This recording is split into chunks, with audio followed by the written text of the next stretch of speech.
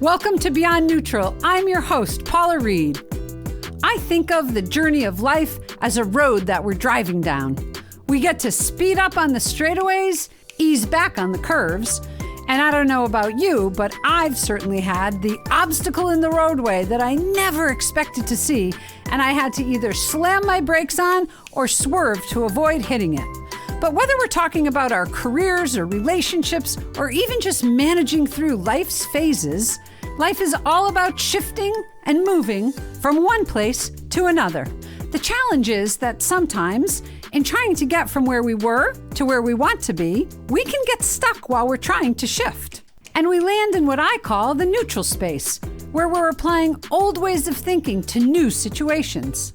Join me and some incredibly inspiring guests as we talk about what it takes to shift into gear and get to where you want to be. Because here's the deal, if you're sitting in neutral, you're going nowhere. Welcome to Beyond Neutral. I'm your host, Paula Reed. Today's episode, we are talking about a topic that seems to be on everybody's lips these days, and that is stepping out of your comfort zone. Hear it all the time. I even spoke those words recently when I talked about launching this podcast, and what I needed to do in order to be able to move forward and actually get this done was to be willing to put myself out there and step out of my comfort zone. So we hear a lot about doing that. What we don't hear a lot about is what it takes to be able to do that and what you're supposed to do once you get there. Do you stay in it? Do you come back? I mean, how do you know whether it was a good thing to do or not? So I wanted to talk about that today. I interviewed Jeff Thompson last week in last week's episode. And Jeff, if you listened to that episode, recently relocated to Vietnam, took on a new role with a new company in a new country and moved to Vietnam. And Jeff talked about how throughout his career, he learned to get comfortable with discomfort. In other words, he learned how to push himself and stretch himself to have new experiences. And it is a really important thing to be willing to do that if you want to grow, because comfort is by its nature defined as being in a state of neutral anxiety. And you're part of the reason you're in a state of neutral anxiety is because you're only accessing a limited number of behaviors or patterns of thinking. And they're usually patterns and behaviors that you've used consistently, and you almost have muscle memory in how to go through it. The challenge is that you can tip the other way and end up in boredom. Or end up in a state of not learning and not growing if you're always learning the same thing. So being willing to step out of your comfort zone is a really important thing in growing and learning and getting into, a state of having a growth mindset or a learning mindset. So it's important to do that. We think about that especially as we think about job changes, taking on a new role, learning new behaviors in that role, having different measures of success in that role.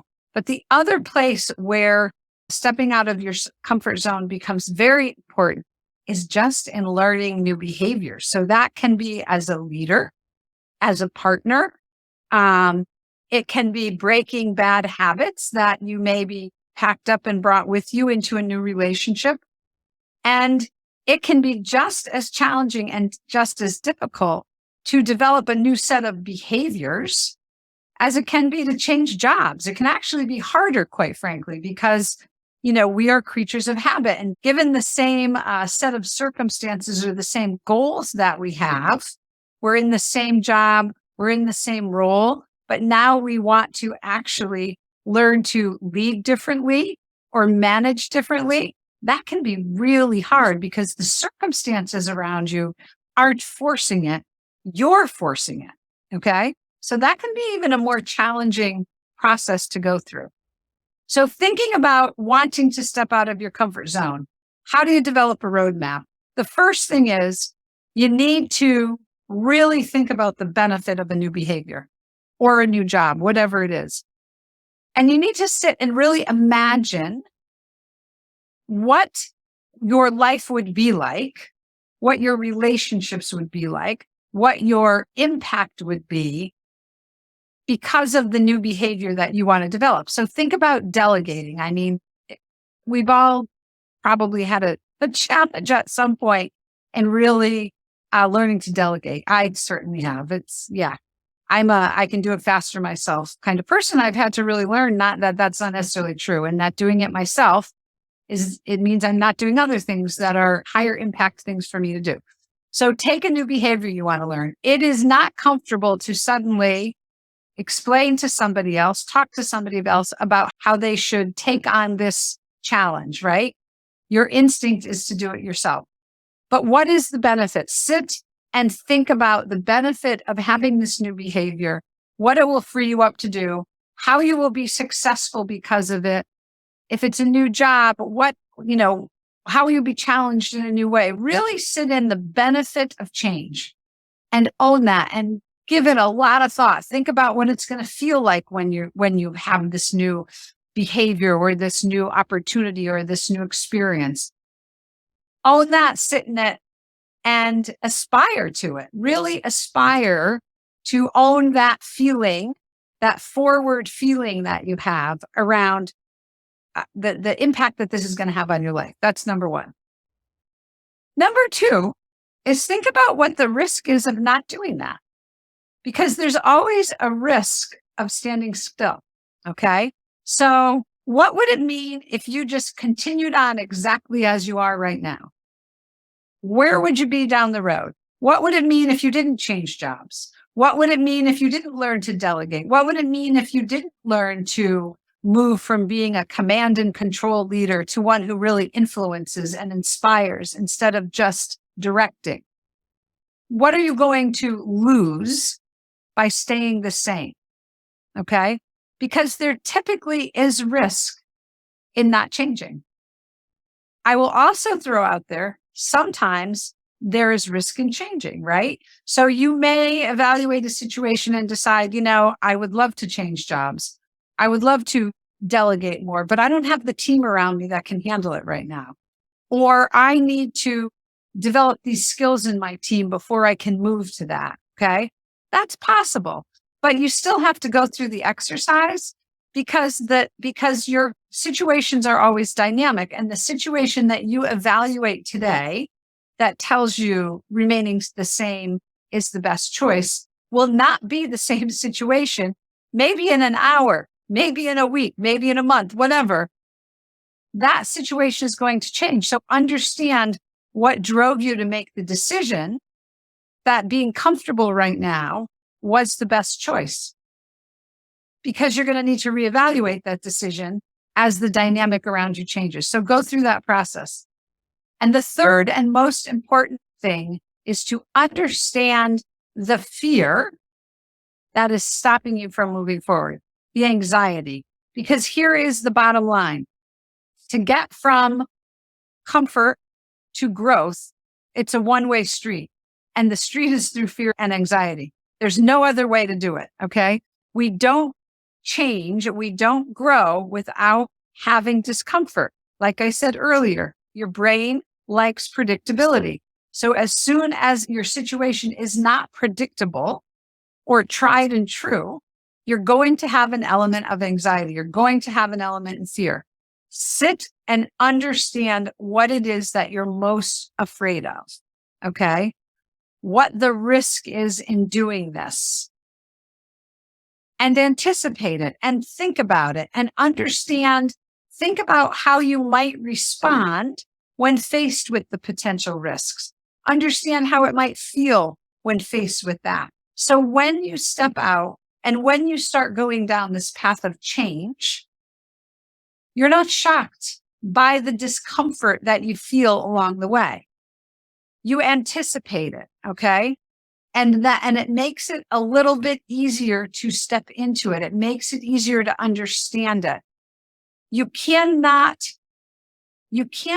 really address something if you don't know what it is you're challenged by.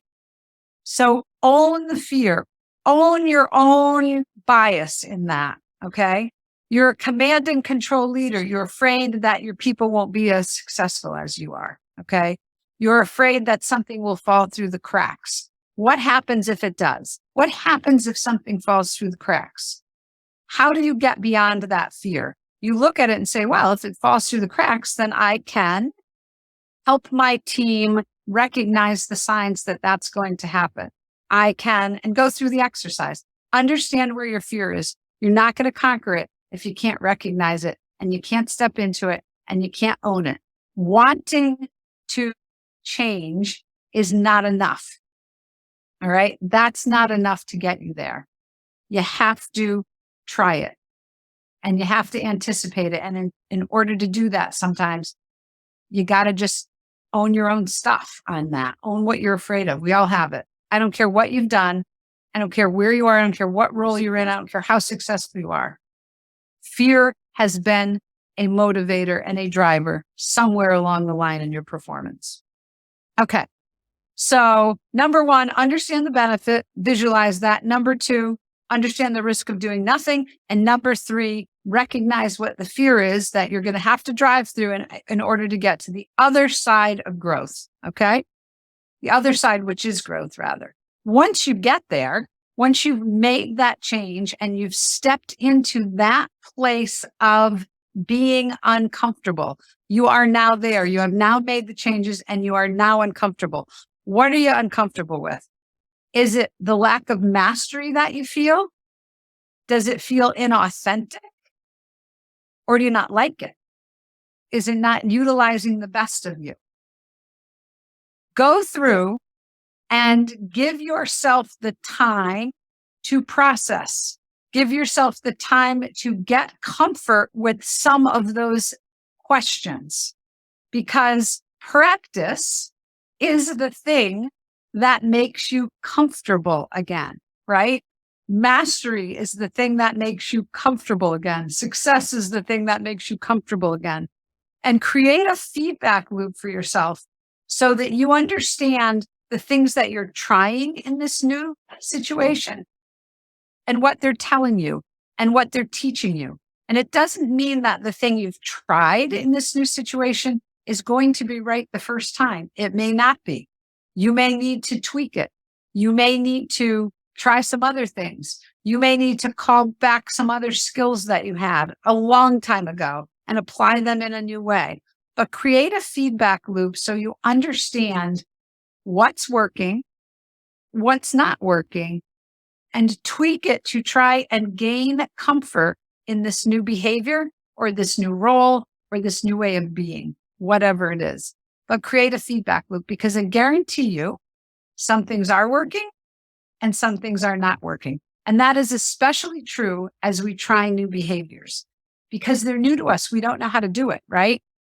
And so we try something that does not feel authentic.